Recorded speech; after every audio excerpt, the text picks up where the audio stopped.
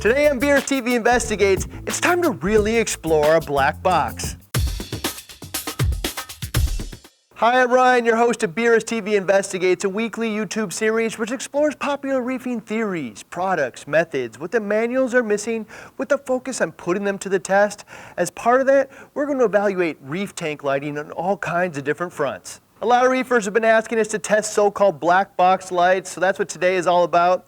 There's a decent share of reefers out there using these now, and I think it's certainly worthwhile to take a deeper look. I'm going to share right off the bat, this is one of the most challenging videos that we've ever done because no one really wants to hear the actual facts on this light.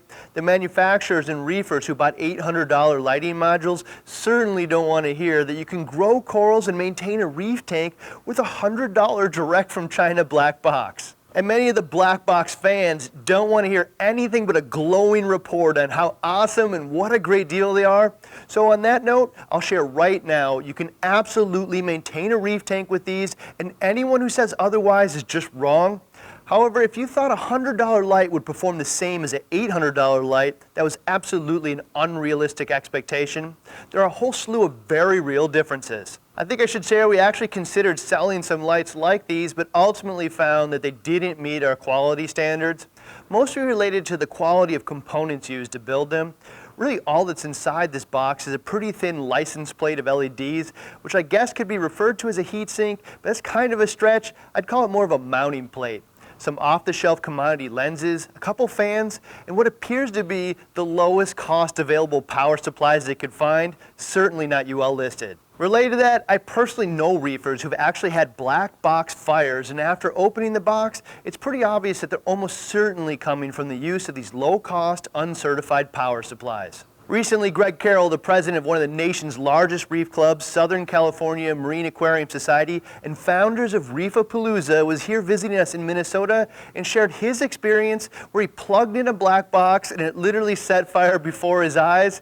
Even though many people would probably like to ignore it, this is just a real concern. Now, I certainly don't think fires are super common, but in the US, our expectation is actually 0 fires, and the safety standards here mean we're not even accustomed to being concerned about that type of thing. That just isn't the standard in the countries where these things are actually being sold from. Low cost is a standard, and if only 95 of 100 properly work out of the box, 20% fail within the year, and only 1 in 5,000 sets on fire, this is actually considered a winner as long as it's 1/4 the price. More or less, if no reputable retailer or distributor will bring a product into the US, even though there's strong demand for something at that price point, there's almost always a legit reason.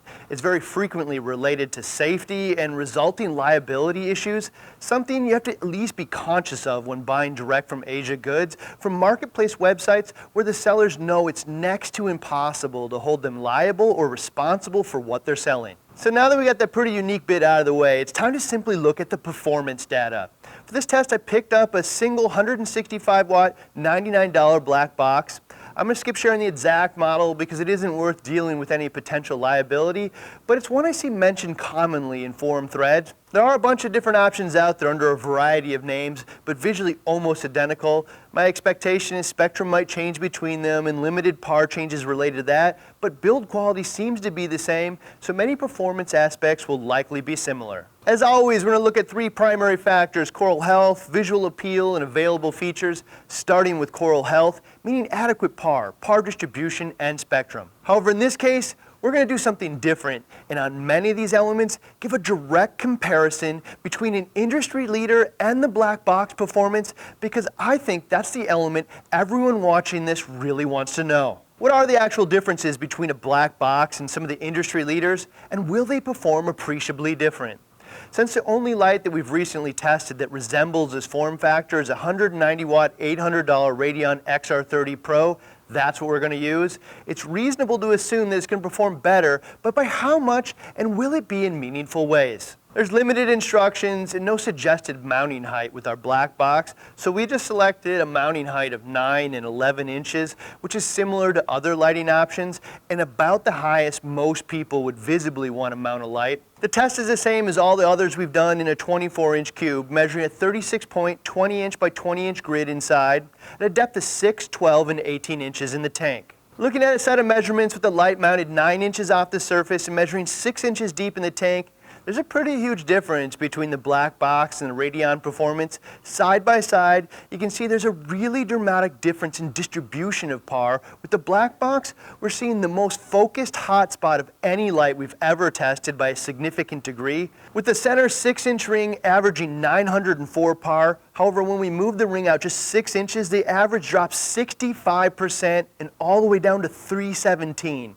then just 6 inches outside, the average drops 68% to 103. I'd also note with the black box, we measured a really odd hotspot of 969 right on the far edge of the tank. It's hard to say if this is a reflection, artifact from one of the lenses, or an overdriven LED, but we also found this at the next depth as well. With the Radion, we see a similar peak level in the center with a 4-point average in the center 6-inch ring of 821. However, just a 27% fall off when we move to the middle ring with an average of 607. And then moving to the outer ring, a 45% fall off to 344. The distribution of light is pretty significantly different. Now this is the top of the tank where light distribution is the most difficult for every lamp. So let's move down to a depth of 12 inches in the tank. You can immediately see the black box performance is following a similar pattern with a significant hotspot and very focused light.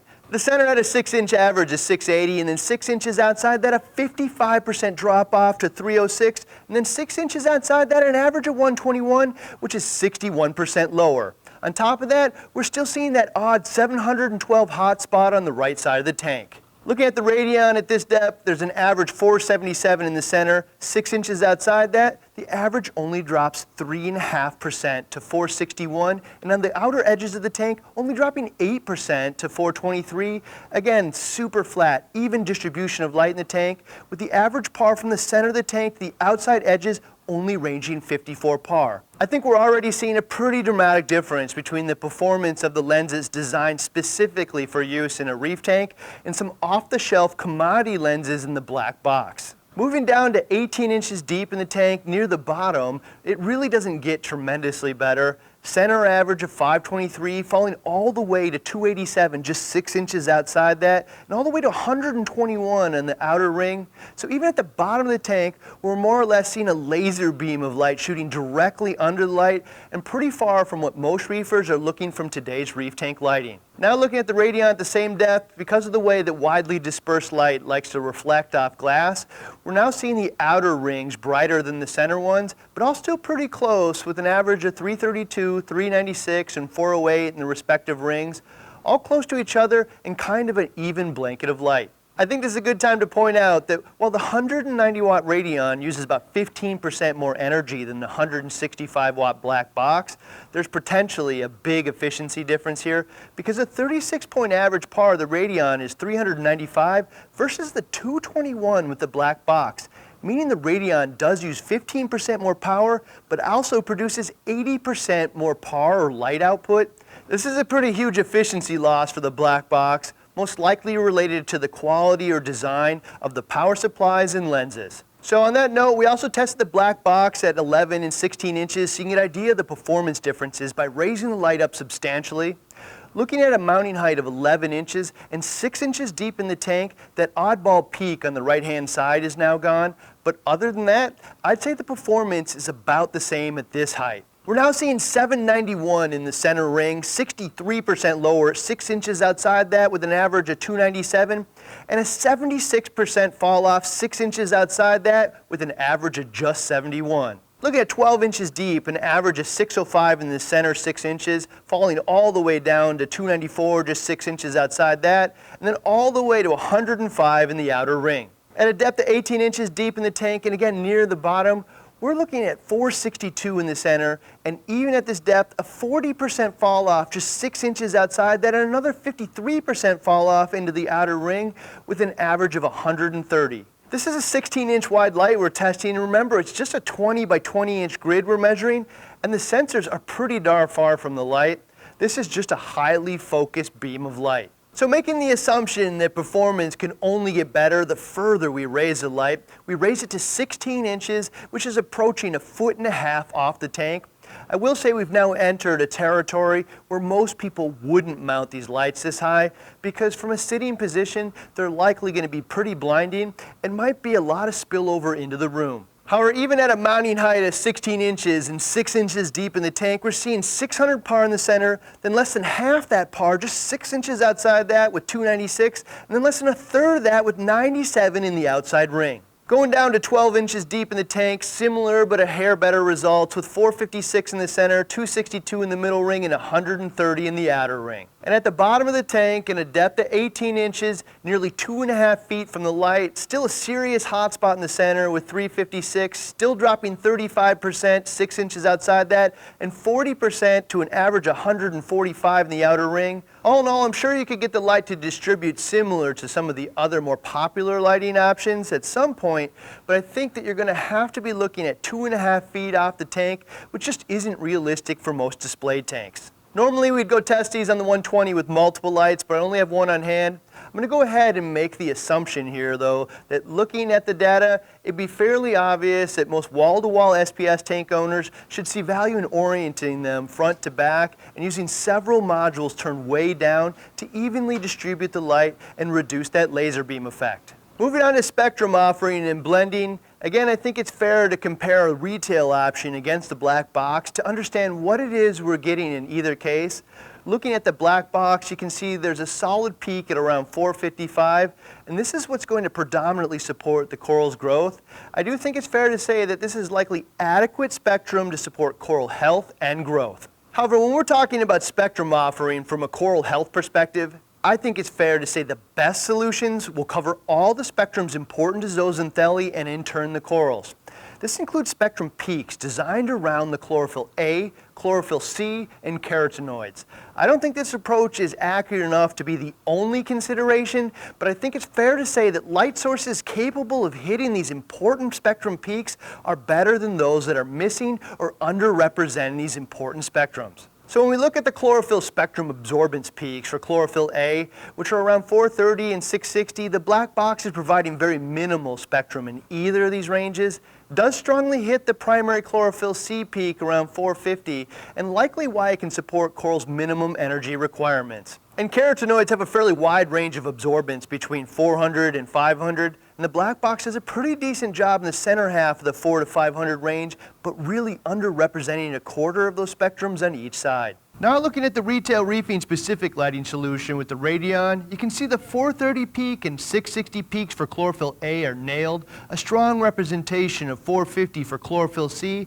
and the entire blue range between 400 and 500 for the carotenoids is much wider, most specifically that important violet range. So I think you can see it's fairly obvious one of these is designed to cover all the important spectrums to corals with the goal of the best performance from a coral health and metabolic perspective, and one is looking for something a bit closer to adequate performance. To me, the results here are already fairly compelling, but we're just sharing data in our interpretation. Reefers are free to use this data to form their own opinions. If money were not the issue, I know for sure which of these spectrum options every last one of us would select. However, cost is an issue. Hopefully it's just clearer what you are or aren't getting for your money. Now looking at spectrum blending, which is measuring how well the light module blends all of the individual LED spectrums into one uniform spectrum, I'm going to openly state that this wide array of highly focused lenses on the black boxes way outperform my expectations. Looking at our static spectrum results with the measurements taken in air at 19 inches from the light sources, there's almost no difference between all 9 measurement points. I will say that's largely because a vast majority of the LEDs in this module are the same blue LED, so it's pretty easy to blend the exact same LED together, and they'll actually suppress the differences within the other spectrums. But that said, I will say the blending was slightly better than the Radion's performance in the same 9-point test in air, but they have a much more difficult task of blending 8 different LED spectrums together cohesively. Moving on to the dynamic spectrum test, where we look at how the lenses react with the surface of the water and movement by adding a power head and taking measurements from below the tank.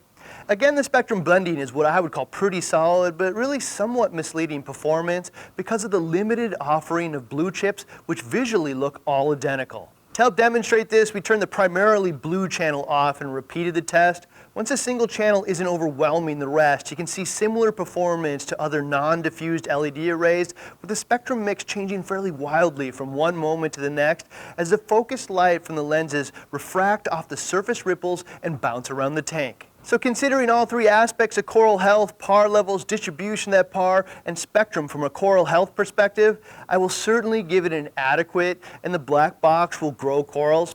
The par level is more than strong enough. However, the distribution of that par is easily the poorest of any light we've tested by a large magnitude, but that can be overcome by buying several units, spacing them fairly close together, tuning them down, and then mounting them fairly high. The spectrum mixing is decent, but that's more of a result of limited LED offerings, and the resulting spectrum band is less than ideal for providing an efficient energy source for your corals. If you find a black box with a wider spectrum offering, I'd personally expect the blending to be poorer than this model. There are also some significant electrical efficiency issues we identified, and again, I wouldn't be surprised if that's directly related to the low quality power supplies and commodity lenses. But all in all, for 99 bucks, I certainly think it represents one of the lowest cost options out there that will grow corals. Now moving on and looking at this from a visual appeal perspective, because end of the day, right behind keeping these corals alive, the entire point is simply for the corals in tank to look awesome. Without that, this is kind of a waste of time. We're going to look at coral pop, contrast, sense of depth, shimmer, dimming, lunar lights, and physical appeal. Looking at coloration in coral pop, I would say the black box does a pretty decent job because it does hit that 455 peak where many corals fluoresce, and there are some warmer colors which bring a nice balance to the mix. But there is limited control over this element because there's only a blue channel and a white channel with a knob for each. The spectrum is also notably missing that near UV and violet end of the spectrum, which tend to bring out some of the awesome pop or fluorescence with many corals. So overall, I think the black box does make the corals look good, but not the best available option for spectrum or color representation, and has some very limited adjustments. From a contrast and sense of depth perspective, it's certainly a high contrast light full of brightly illuminated areas mixed with darker or even shadowed areas that give an interesting image with a sense of depth. But this is going to be the first light where I'm going to say the contrast is too high, meaning the laser beam of light is very noticeably super bright in the center of the tank and very dark in other areas of the tank, something that could be fixed if you were willing to pack the lights in fairly close together and even out that distribution of light a bit. Looking at shimmer, I think we had mixed results. Our first impression was this is actually better performance than most of the LED modules that we've seen, and visually, I think there's minimal to no disco effect. The sheer volume of LEDs results in a tremendous amount of intersecting caustic or shimmer lines in the tank, and more of a subdued flicker shimmer, which I think most people would actually find pretty appealing, so I think this was a bright note. We also didn't see much color separation in the sand, which many undiffused LEDs have, which again is likely because that single channel of blue LEDs is overwhelming the other spectrums. However, there were several areas in the tank which can be seen from different angles where the lenses were creating pretty serious spectrum hotspots where there are very distinct colors that can be seen. Not only does this look pretty strange, but it actually moves around and changes color when we move the light. These spectrum hotspots are really just further supporting evidence of the poor lens choice and far from ideal spectrum blending. As to dimming, the light does have dimming knobs which allow you to adjust the intensity of either the blue or white channel, but it's more for finding the right setting and then using a timer to turn them on and off. There's no way to create dusk to dawn effects or slowly ramp them up or down. This model also has no ability to produce moonlight features at night. There are black box models out there which have very limited forms of features like these, but they come at additional expense. Lastly, on visual appeal, the light itself, more or less, it's just a black steel box that has 4 mounting points and 2 power cords coming out of the top. Most people will probably find a do-it-yourself solution to properly hang them. Ultimately not the most attractive thing in the room, but I don't think anyone who's buying them really had that expectation, so it's not really fair to judge them on that front. Moving on to available features with the mounting options, on and off-board controllability, intuitive modes, controller compatibility, build quality, and quiet operation. I'm going to just make this short and sweet. The included mounting options are just the 4-point wire hanging system that's designed to be mounted to the ceiling. There are no available mounting brackets, arms, or bars, so most installs will likely be some form of a do-it-yourself solution. Onboard controllability is the knobs and on-off switches. While there are some models that have other features, this one has no phone app, Wi-Fi, or any type of connectivity like that. This one also has no option for an aquarium controller compatibility as well. You're also on your own regarding setting it up. There are no intuitive modes to help you set it up and tune it properly, like the AB Plus program from Coral Labs. Again, I don't think anyone expected a feature-rich light at $99, so probably not a big deal. Concerning build quality, I think this is up to interpretation, but I don't think anyone will be surprised when I say this is the poorest built light that we've ever tested, but it's also a fraction of the price, so this is going to be a personal decision as to how important this is to you. Opening it up, you'll see there's almost nothing to this light, just a couple of power supplies, some wires, a pair of fans, and a mounting plate that they're calling a heat sink. When you remove it, you can see it's more or less just a license plate of LEDs with those lenses I was speaking of. For those of you that are interested in this is what these specific lenses look like, and I would personally avoid using these specific lenses at all costs and look for something much wider. I think the real issue again is the power supplies, which almost certainly are what poses the biggest safety risk, and what Greg Carroll described when he saw one start on fire. Looking inside the plastic box, there really isn't much to it, and certainly no UL listing indicating it should be considered safe by US standards. I think this is significant because UL listed power supplies are a commodity item and fairly inexpensive at this point. There's just no reason to use something as cheap as this unless you literally don't care and the only consideration is as cheap as possible at all costs. Looking at some of the options designed for reefing, you can see all the power supplies are either UL or UL component listed and range from a commodity type power source to more custom options with UL listed Meanwell internal components to serious options like the Meanwell drivers on the Kessel AP700, which offer legit power cable connections. It's just a different world on both quality and presumption of safety. Related to that, when you look at the heat sinks, the best options are engineered designs optimized for rapid heat dispersion, which protects the longevity of the LEDs and pretty far from the license plate approach. Overall, while I'm sure many reefers would prefer to not hear this is legitimately the poorest quality light we've tested and the only one that I would personally not consider in my own home based on safety issues alone. And the final piece in today's review in relation to quiet operation, I would say they're neither loud nor quiet and about the same as other fan-cooled options out there. At this point, I think it should be obvious that I actually came out of this less of a fan of black boxes than I went into it. I would still call them an adequate solution for supporting coral's nutritional needs, but really significantly inferior to other options out there on all fronts other than the $99 price point. I certainly get the desire to save some money and the seemingly endless drain of cash hobby, but there's no world where I wouldn't select a different low-cost option like T5 to achieve that goal rather than be tied to accepting all of these downsides highlighted today.